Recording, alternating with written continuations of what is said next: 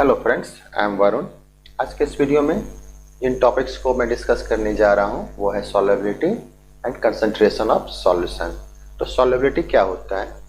तो it is the maximum amount of solute that can be dissolve in 100 gram of solvent at a fixed temperature. It means क्या हुआ कि एक certain temperature पर जो maximum amount of solute हम dissolve कर सकते हैं 100 ग्राम ऑफ सॉल्वेंट में, वो कहलाता है उसकी सॉल्युबिलिटी। जैसे यहाँ पर कुछ एग्जांपल्स मैंने दे रखा है कॉपर सल्फेट का, पोटेशियम नाइट्रेट का, सोडियम क्लोराइड का, शुगर का।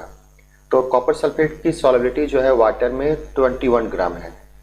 तो ये एक सर्टेन टेम्परेचर पर है। देखो यहाँ पर लिखा हुआ है 20 डिग्री सेल्सियस। दैट मीन्स क्या हुआ कि 20 डिग्री सेल्सियस पर यदि मैं 100 ग्राम वाटर लूँ तो उस 100 ग्राम में मैक्सिमम जो कॉपर सल्फेट डिसॉल्व किया जा सकता है वो होगा 21 ग्राम। वैसे पोटेशियम नाइट्रेट इसका 32 ग्राम हो जाएगा। सोडियम क्लोराइड जो मैक्सिमम डिसॉल्व होगा एट 20 डिग्री सेल्सियस पर 100 ग्राम ऑफ वाटर में वो होगा 36 ग्राम। शुगर मेरी मैं लेता हूँ तो मैक्सिमम जो अमाउंट ऑफ शुगर जो डिसॉल्व किया जा सकता है वो होगा 204 ग्राम। ये जो सॉल्युबिलिटी है ये टेम्परेचर और प्रेशर दोनों फैक्टर पर डिपेंड करता है। मतलब क्या होगा कि टेम्परेचर और प्रेशर यदि मैं चेंज करूंगा तो सॉल्युबिलिटी ऑफ ए सब्सटेंस जो होगी वो चेंज करेगी। कैसे? Let's say. तो फर्स्ट हमारा है the solubility of solid in a liquid usually increases on increasing the temperature and decreases on decreasing the temperature. It means क्या हुआ कि यदि मैं टेम्परेचर को इंक्रीज करूंगा तो सॉल्युबिलिटी जो होगी उस सॉलिड की वो क्या होगा, इंक्रीज करेगा। और यदि मैं टेम्परेचर को डिक्रीज करूंगा तो सॉल्युबिलिटी जो होगा वो डिक्रीज करेगा। सेकंड जो है the solubility of solids in a liquid remains unaffected by the change in pressure. तो यदि सॉलिड को लिक्विड में मैं डिसॉल्व कर रहा हूँ और प्रेशर को किसी तरह से चेंज करता हूँ, ठीक है, इंक्रीज या डिक्रीज कुछ भी, तो सॉलिड की जो सॉल्युबिलिटी होगी लिक्विड में वो अनअफेक्टेड होगा। मतलब क्या होगा कि इसमें कोई फर्क नहीं पड़ेगा। थर्ड जो है the solubility of gases in liquids usually decreases on increasing the temperature and increases on decreasing the temperature। तो यहाँ पर जो है ये जो गैस का जो लिक्विड में सॉल्युबिलिटी होता है ये यूजुअली जो होता है टेम्परेचर इंक्रीज करने पर डिक्रीज होता है और टेम्परेचर डिक्रीज करने पर इंक्रीज होता है। तो यहाँ पर देखिए ये दोनों जस्ट अपोजिट है ना।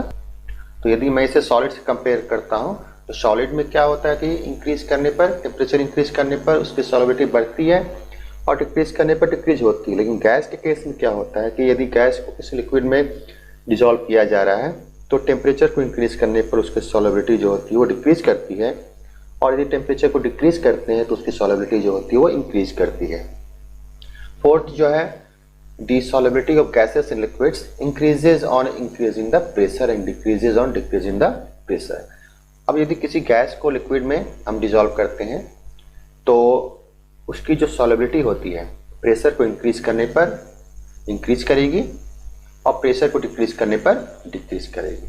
अब देखो इसको यदि मैं कंपेयर करता हूँ इस सॉलिड से, तो सॉलिड्स में क्या होता है कि जो प्रेशर का इफेक्ट जो होता है वो नहीं होता। मतलब क्या होता है कि सॉल्युबिलिटी जो होती है वो अनअफेक्टेड होती है। लेकिन गैस के केस में क्या होता है कि जो प्रेशर होता है उसका इफेक्ट पड़ता है।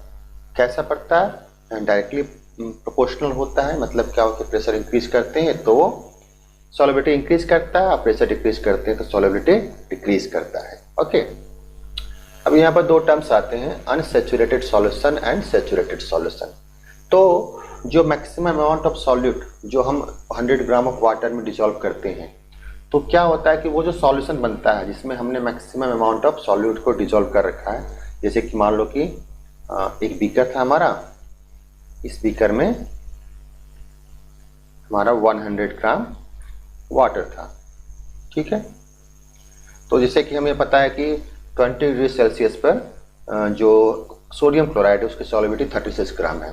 तो सपोज करो कि हमने इसमें 36 ग्राम NaCl ऐड कर दिया, तो क्या हुआ कि अब इसमें यदि फर्दर NaCl को ऐड करना चाहेंगे तो वो उसमें डिसॉल्व नहीं होगा। तो ये जो सॉल्यूशन हमारा तैयार हुआ जिसमें हमने मैक्सिमम अमाउंट ऑफ सॉल्यूट को डिसॉल्व कर रखा है वो कहलाता है हमारा सैचुरेटेड सॉल्यूशन। दैट मीन्स क्या हुआ कि solution in which no more solute can be dissolve at that temperature is called saturated solution. मतलब क्या हुआ कि इस सॉल्यूशन में और यदि हम सॉल्यूट को डिजोल्व करना चाहेंगे तो वो डिजोल्व नहीं होगा, तो ऐसे सॉल्यूशन को हम कहते हैं सैचुरेटेड सॉल्यूशन। ठीक है, अब मान लो कि हम 36 ग्राम सोडियम क्लोराइड ना ऐड करके सिर्फ इसमें 30 ग्राम सोडियम क्लोराइड को ऐड किया, तो हमें पता है कि सोडियम क्लोराइड की सॉल्युबिलिटी 36 ग्राम होती है। इट मीन्स क्या हुआ कि हमारे पास अब जो सॉल्यूशन है इसमें 6 ग्राम हमारा सॉल्यूट और डिजोल्व हो सकता है ना। तो ऐसा सॉल्यूशन जिसमें कि हमने जो सॉल्युबिलिटी होती है उससे कम अमाउंट सॉल्यूट को डिजोल्व किया है, तो वो जो सॉल्यूशन बनेगा वो हमारा कहलाएगा अनसैचुरेटेड सॉल्यूशन। दैट मीन्स क्या हुआ कि a solution in which more quantity of solute can B dissolve without raising its temperature is called unsaturated solution. मतलब क्या हुआ कि टेम्परेचर को रेज किए बगैर यदि किसी सॉल्यूशन में मोर सॉल्यूट डिजोल्व हो सकता है तो वो कहलाता है unsaturated solution. Okay, next term is concentration of solution. तो क्या होता है concentration of solution? It is the amount of solute present in a given quantity of the solution. तो जो सॉल्यूशन है उसमें जो अमाउंट ऑफ सॉल्यूट होता है उसकी जो क्वांटिटी होती है वो उसके कंसंट्रेशन को इंडिकेट करता है। तो इसे हम दो तरीके से एक्सप्रेस कर सकते हैं, एक हमारा होता है मास परसेंटेज और दूसरा हमारा होता है वॉल्यूम परसेंटेज। तो मास परसेंटेज का मतलब क्या हो गया? It is the mass of solute upon mass of solution multiply with 100। और वॉल्यूम परसेंटेज का मतलब हो गया volume of solute upon volume of solution multiply with 100। ठीक है, तो दो तरीके से हम एक्सप्रेस कर सकते हैं। यदि सॉल्यूशन जो है वो उसका वॉल्यूम दिया हुआ है और सॉल्यूट का भी वॉल्यूम दिया हुआ तो वॉल्यूम परसेंटेज निकालेंगे, यदि मास में दिया हुआ रहेगा तो उसको मास परसेंटेज में हम एक्सप्रेस करेंगे। ओके, तो इसे मैं एक न्यूमेरिकल से एक्सप्लेन करता हूं। तो मैंने एक न्यूमेरिकल ले रखा है, इसमें आपको निकालना है कंसंट्रेशन ऑफ द सॉल्यूशन। इस क्वेश्चन में क्या है कि solution contains 30 gram of common salt dissolve in 370 gram of water, calculate the concentration of the solution. अब देखो यहाँ पर जो हमारा सॉल्यूट और जो सॉल्वेंट दे रखा है वो ग्राम में है, तो यहाँ पर हम क्या निकालेंगे? कंसंट्रेशन ऑफ सॉल्यूशन में मास परसेंटेज निकालेंगे। तो देखो कैसे बनाते हैं। तो यहाँ पर हमारा है mass of solute,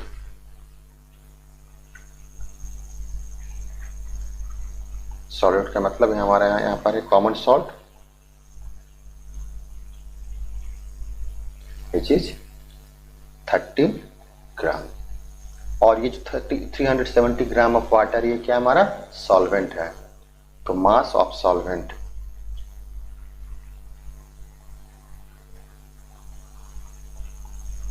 water is 370 ग्राम। अब जो फॉर्मूला होता है, इस फॉर्मूला में हमारा जो कंसंट्रेशन निकालने का तरीका जो होता है उसमें हम जो मास ऑफ सॉल्यूट होता है उसे डिवाइड करते हैं मास ऑफ सॉल्यूशन से। सबसे पहले यहाँ पर हमको निकालना क्या होगा? Mass of solution, mass of solution. तो सॉल्यूशन का मास कैसे निकालेंगे?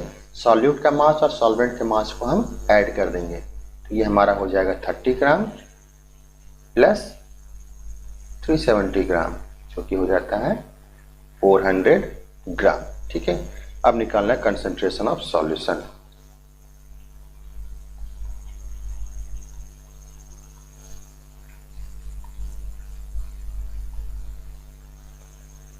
तो फॉर्मूला हमारा होता है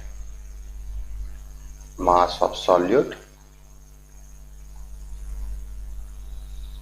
on mass of solution multiply 100। ठीक है, तो पुट करते हैं मास ऑफ सॉल्यूट हमारा है 30 ग्राम और मास ऑफ सॉल्यूशन जो है हमने निकाला 400 ग्राम, इसे मल्टीप्लाई करना है 100 से। ठीक है, तो 30 अपॉन 4 तो 4 7 28, तो 7.5 क्या हो जाएगा परसेंट, क्या हो जाएगा बाय मास। ठीक है, इस तरीके से कंसंट्रेशन ऑफ सॉल्यूशन जो होता है वो हम लोग फाइंड आउट करते हैं। ओके, तो ये था हमारा आज का टॉपिक। आई होप आपको दोनों टर्म्स समझ में आ गया होगा। Thanks for watching.